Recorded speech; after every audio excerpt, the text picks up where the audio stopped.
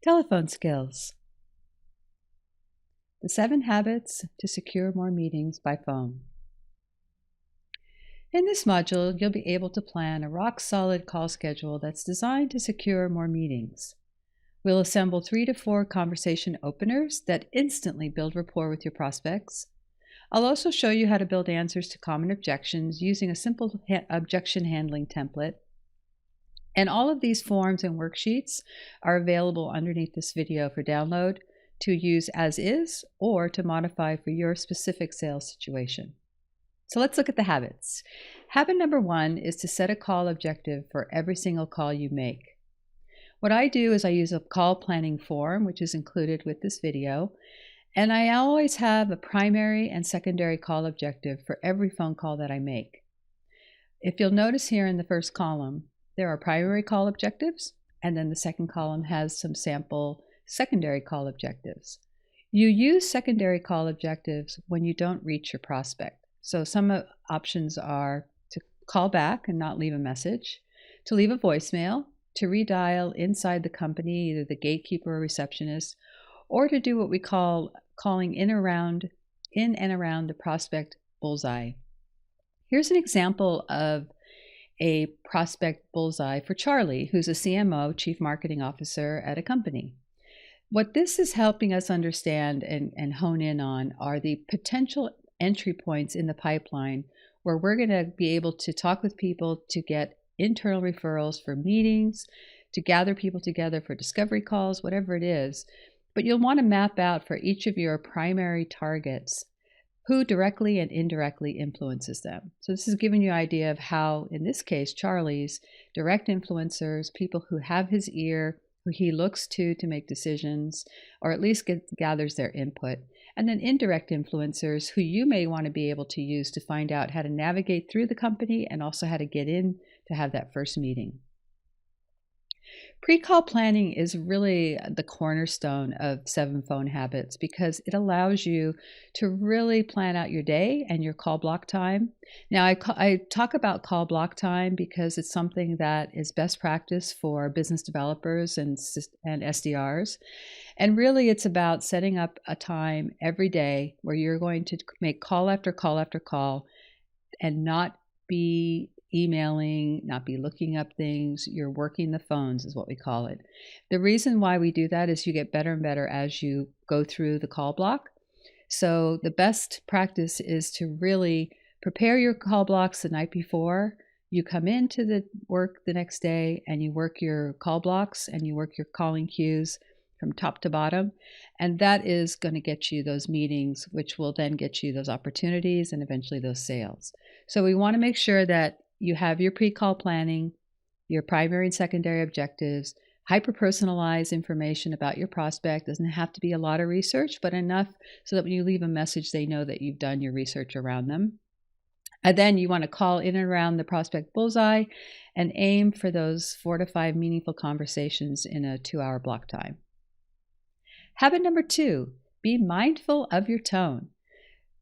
A lot of people don't know this, but telephone presentations, the tone is about 75% of your success. So one way you can look at this is to smile when you talk, emphasize certain words, speak clearly, crisply, and cleanly. And another thing that is helpful is to change your talking speed to be that of your caller. Now, that doesn't mean you have to sound like your caller, but your tempo should be similar so you're in the same rhythm. Just be mindful of it next time. If your prospect is speaking fast, you may want to increase your speed. If they're very slow talkers, you may want to slow down. And of course, stand up because you have more power in your voice when you are standing. So I'm going to read you a script. I'm going to read you the first one with my hand on my cheek and leaning on my elbow. Here we go. I've just completed an 8-page use case study for sales directors like yourselves, which is full of ideas to triple top-of-funnel conversion rates. It gives advice on such matters as email subject lines, high-converting click-through content, high-performing calls to action, and the most successful telephone scripts for getting meetings. Now here I am again, standing up, smiling and clear. I've just completed an 8-page use case for sales directors like yourself, which is full of ideas to triple top of funnel conversion rates. It gives ideas and advice on such matters as email subject lines, high converting click through content, high performing calls to action, and the most successful telephone scripts for getting meetings. Now, in that second script, I emphasized important words that I thought would be ones that resonate with the prospect. I've highlighted them here in red. And again, when you're working on your scripts and you're working on your opening lines and your opening paragraph, think about those words that will resonate with your prospect. You may want to highlight them in red like I do, and then add that inflection in your voice when you're leaving that message or having that conversation with your prospect. Habit number 3, use positive language. The left side of the screen shows negative language and how we've converted it to positive language. One of the best changes that I've seen, especially for my work, is to substitute the word problem for challenge. And also this you should. You should is a very negative way of speaking with somebody, but I suggest gives them a choice. So think about where you're using these negative languages and try to turn them into positive. Now, there is a place for negativity in the pipeline, and I think Sandler is a very good skills-based source that you can use to what they call go negative.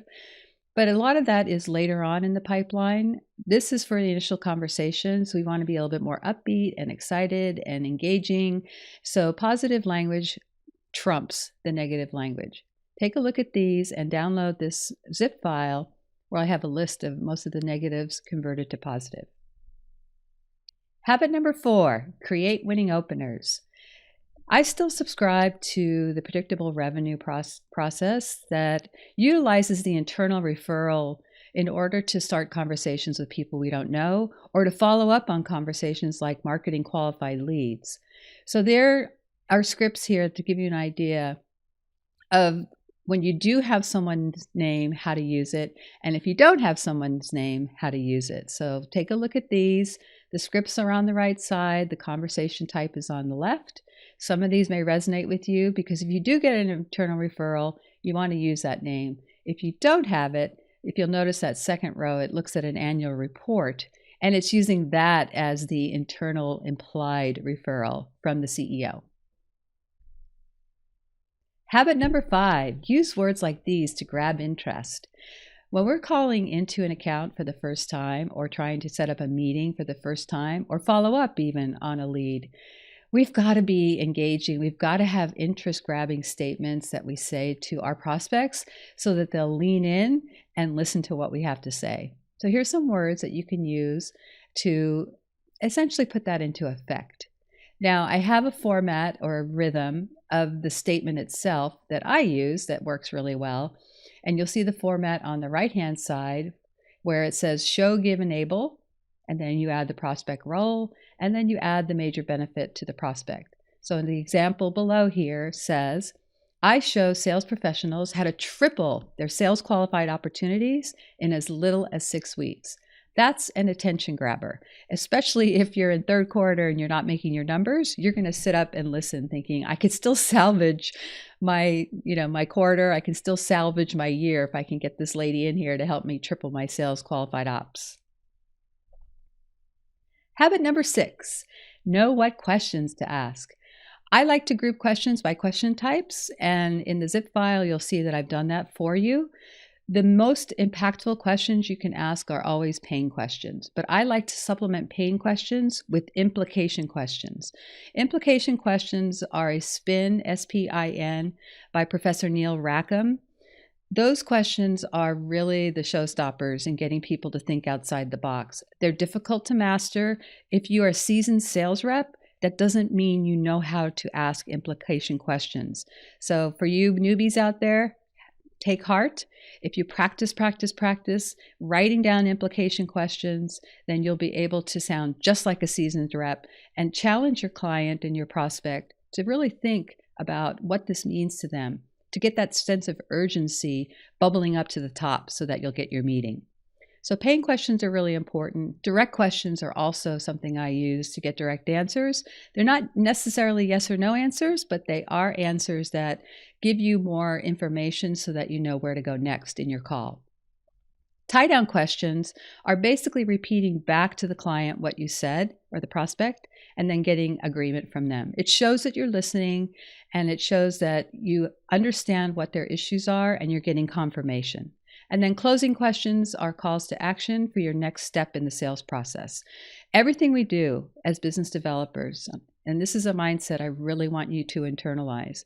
Every time we have a conversation, every time we send an email, every time we leave a voicemail, there is a call to action, there's a next step, there's a next thought, there's something you want the prospect to do before you hang up that call, before you hit the send button. Make sure that you're not just leaving that lie, because every lead we get is so important to work. Really, it's marketing's done a really hard job, has a really hard job in getting these leads to us. And we have a hard time and a hard job trying to get these conversations started. Here's some sample questions, and I'll give you a moment to take a look at these, knowing that you can download a complete form that has these questions and also a lot of other examples of questions that I like to use. And now it's a matter of mixing and matching and setting up your rhythms. And what I do is I actually create a question board, which is an actual board that I have on LinkedIn. You'll see my board. It's really writing out all the questions, all the objections, looking at the call flow, and then memorizing it to the point where when I hear keywords from the prospect, I know which path to go down. It takes that much planning. But remember, the old saying is you measure twice and you cut once. Your planning is going to pay off in big dividends the more you do it.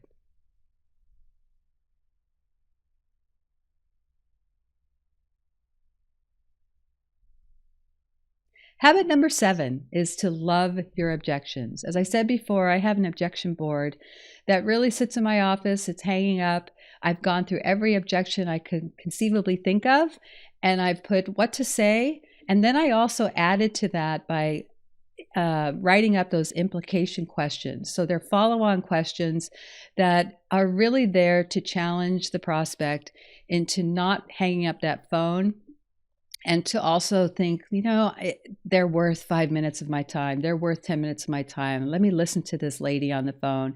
She's really hitting the pain. I had a client once tell me that he got a call from someone regarding his pain points, and he called me to ask me if I had talked to this vendor ahead of time because the vendor knew exactly what he needed. Of course I didn't, but because the vendor had done his homework and because he hit that pain right on the head and he also took it further with those implication questions, he got a meeting. So that's what we have to do, but we can do this all in planning. So here's some objections and then what to say. There's the not interested question we all get. There's the already have somebody, I've already figured it out. So take a look at those and download the ones that are important to you and start building your own question tree so that the next time you're on a call, when you hear those keywords and those key objections, you'll know exactly what to say and then have those follow-on questions ready to go. Bonus habit is find the right person script. Predictable revenue is all about gathering intel to get that internal referral. The find the right person script, especially for your account-based selling folks, is used to navigate through the organization. And it's funny because I read a lot of blog posts about, we should know who these roles are now because we have so much information. Let me tell you this, folks. We just had a client where we did 30 persona profiles for marketing. How the heck could you know which one of those 30 people are going to be the one who is the one that's going to help you get that first meeting or who's in charge of your product, of putting a project together? You don't. So you have to call through the organization, ask those specific questions, and find the right person. So this is an example of the scripts that we like to use, and there's a couple more in the zip file that you can download and start memorizing. So let's see how we did. Describe the purpose of the pre-call planning and when it should be used. The pre-call planning is a form that has your primary call objective, secondary call objective. It has the hyper personalization of what you want to say. And also it has maybe reference to the pain points that if they came in through the inbound channel, they clicked on certain web pages. So you're getting a sense of their buyer's journey. And if it's an outreach where you're calling in for the first time, you're going to try different pain points that bubble up to the top based on your previous conversations. Or if you're just getting started, you're going to talk to your folks and see which ones are the primary pain points, whether they're financial, strategic, or personal, and you're going to go in with those. We do a pre-calling form for every person we talk to. And most importantly, we do this planning the day before we actually make those calls. We don't call, plan, call, plan. We plan before, we have our call list, and then the next day is when we're doing all those calling. What percentage of your success on the phone is related to the tone of your voice? 75% of your success on the phone is related to the tone. Which language converts better, positive or negative? I think positive. We think positive. Our data shows positive. I want you to test that to see which works best for you at top of funnel, your first conversations, and see if as you go through the funnel, going negative on some occasions may also push that prospect out of their comfort zone into action. Name some grab interest words. I think they're all words that are verbs like maximize, like intensify. You want to get those words that you don't hear very often that get people sort of like, wow, what was that word all about? That's where you want to go with this. If you'll notice that the title of the book, we're radically maximizing the B2B sales pipeline. So we're using interest grabbing words as well as color for you to get in and read this book. What should you do before you close every call? You should state a call to action, something you want your prospect to do to take those micro steps through the pipeline. It's like you're driving down the freeway and you're at mile marker 2, you're trying to get to mile marker 3. That's what you're trying to do with every call. Or you're trying to exit the freeway to get those people out of the active pipeline so they're not, so your calling queues are nice and clean and ready to go. You don't want all this gobbledygook stuff in your pipeline. You want to make sure you're either going forward or you're going out.